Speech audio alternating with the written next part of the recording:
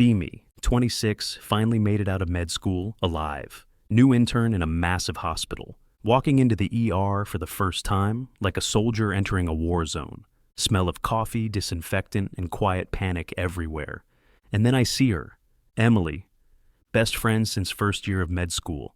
Study buddy, caffeine dealer, queen of sarcastic comebacks. She's leaning against the nurse station like she owns the place. Well, if it isn't the guy who once passed out during a blood draw, she says. That was one time. Sure, one very public time. She's in scrubs, hair tied back, stethoscope around her neck. Looks different. First hour of work. She drags me through the hospital like a human GPS. Keeps smirking every time I mess something up. You're supposed to wear gloves before touching the patient, genius. I was going to. Yeah, sure, after you killed them. Later that night, first emergency rolls in. Some guy with chest pain. I panic. Emily steps in, calm like a pro, starts giving orders like a mini general. Somehow I manage to follow without fainting. After it's over, we're sitting on a bench outside the trauma room, both exhausted, adrenaline still buzzing. She bumps my shoulder. You didn't suck. I'm almost impressed. High praise from Her Majesty. Don't get used to it? The weird thing is, she's always been my friend. Teasing, loud, chaotic friend. But tonight, in the glow of the ER lights, she looks different. Or maybe it's me who's starting to notice. Second week of internship, starting to accept my new identity, caffeine-dependent life form. Emily and I got assigned the same night shift, also known as survival mode co-op campaign. Arrive at hospital with 2 energy drinks and 0 hope. She's already there, drinking her 4th coffee like a war general. Welcome to the mess, she greets me, smiling way too cheerfully for midnight. First few hours, chaos. 3 admissions, 1 code, 1 guy who thought he was having a heart attack but just needed to fart. Emily handles it like a pro. I look like a stunned goldfish. Around 3 a.m., things finally calm down. We're sitting in the break room like 2 zombies with stethoscopes. She throws me a granola bar. Eat. If you faint, I'm not dragging your body. That's friendship. That's self-preservation. For a minute, it's quiet. Too quiet. She leans back on the couch, hair a little messy, cheeks flushed from running around. And suddenly it hits me again. Emily's hot. She catches me staring. Why are you looking at me like that? Panic. You have something on your face. Yeah, she says, smirking. What? My entire face? Me, internally screaming. 4 a.m. brings the weird patients. One guy tried to flirt with Emily while I was stitching his cut. She laughed it off. I didn't. Why is my stomach doing Olympic flips? She notices. You okay there? Jealous much? I'm not jealous. Sure, your face says I will fight this man in the parking lot. She bumps my shoulder, grinning like a little gremlin. Relax. If anyone flirts with me, you'll be the first to know. Sun starts rising. Shift finally over. We step outside, exhausted, smelling like antiseptic and broken dreams. She stretches, smiles at me. Not bad for your first night shift. I only almost cried twice. Progress. Walking home side by side, she says, You know, I'm glad we ended up here together. Me, trying not to blush like an idiot. Yeah, me too. Another week of internship. Emily gets paired with Dr. Ryan. He's one of those guys, smooth, smart, stupidly good-looking. The kind of doctor nurses giggle about in the hallway. I hate him already. They're assigned to a critical patient together. I get stuck in paperwork purgatory because apparently I need experience. Experience in what? Dying of boredom. Hours later, I see them walking out of the trauma bay. He's laughing at something she said. She's laughing too. They look like they're in a damn medical drama promo poster. My stomach, tight. My brain, bro, chill, she's your friend. My heart, fight him behind the hospital. Later in the cafeteria. Ryan sits next to her. She doesn't push him away. She's smiling. I poke my mashed potatoes with rage. She finally notices my silence. Why do you look like someone stole your lunch? Maybe someone did, I mutter. What? Nothing. She tilts her head, gives me that look. The one that always makes me talk, even when I don't want to. You jealous? She says with a grin that's way too smug. No. Liar. I'm not jealous. I just think Ryan's face looks punchable.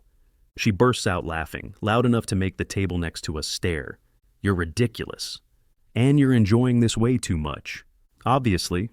10 minutes later, she walks out to grab supplies. I bump into Ryan. He gives me that charming smirk like he knows something. You and Emily? Anything going on there? My mouth. Why do you care? He raises an eyebrow. Relax, man. Just asking. Later that night, Emily finds me in the hallway. You've been weird all day, she says. No, I've been normal. Everyone else is weird. She crosses her arms, smirks. Sure, keep lying to yourself. She steps closer. Too close. I can smell her shampoo. If I didn't know better, she whispers, I'd think you liked me or something. Before I can say anything, someone yells, Code Red. She runs off toward the ER. I stand there like a dumbass with my heart sprinting at 300 beats per minute. Hospital hosts monthly. We survived another week intern party. Basically cheap beer, tired faces, and questionable karaoke. Emily drags me along. We need to touch grass, dude. Technically, this is a bar. No grass. Shut up and drink. Everyone's laughing, dancing, trauma bonding. Ryan's there too, of course, flirting with a nurse. Tiny, irrational part of me feels smug about that. Don't unpack that.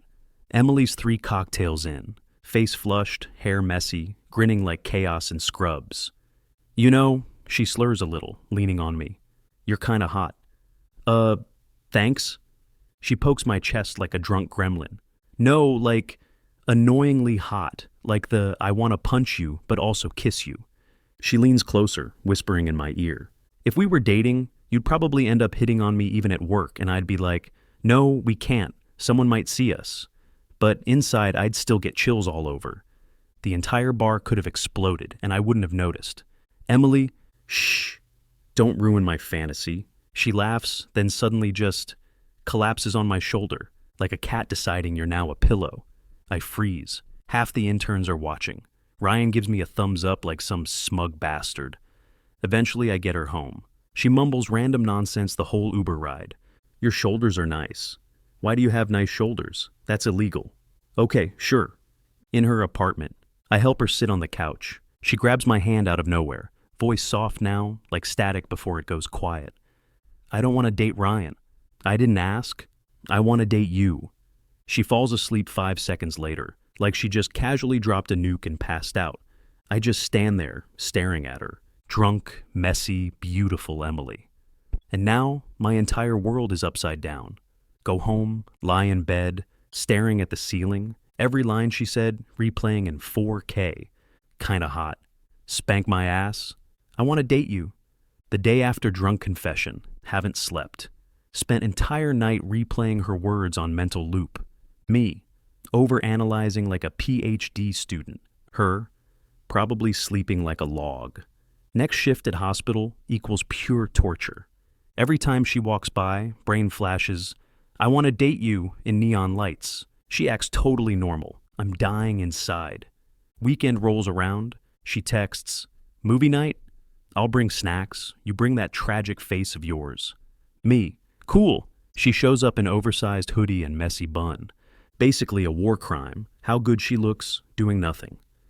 Drops on my couch, opens chips like she owns the place. This is peak romance, she says. You, me, and bad action movies. Movie starts. Banter begins. Why is he running with a grenade launcher? Because subtlety is for people without muscles. We roast the entire plot like pros. Then, silence. Not awkward, just loaded. We're sitting too close. Her thigh brushes mine. I forget how to breathe. She glances at me, smirk tugging at her lips. You're tense. No, I'm fine. Yeah, totally. Your jaw's clenched like a nutcracker. Tense silence. Then, like gravity just gives up. We lean in. First kiss happens somewhere between a dumb one-liner and the opening credits of the next movie. She pulls me closer like she's done this in her head 100 times. Maybe she has. Definitely not just friends anymore. Next thing we know, it's morning already. Sun coming up. We're tangled in sheets, still catching our breath. She's grinning. Well, that escalated. Understatement of the century.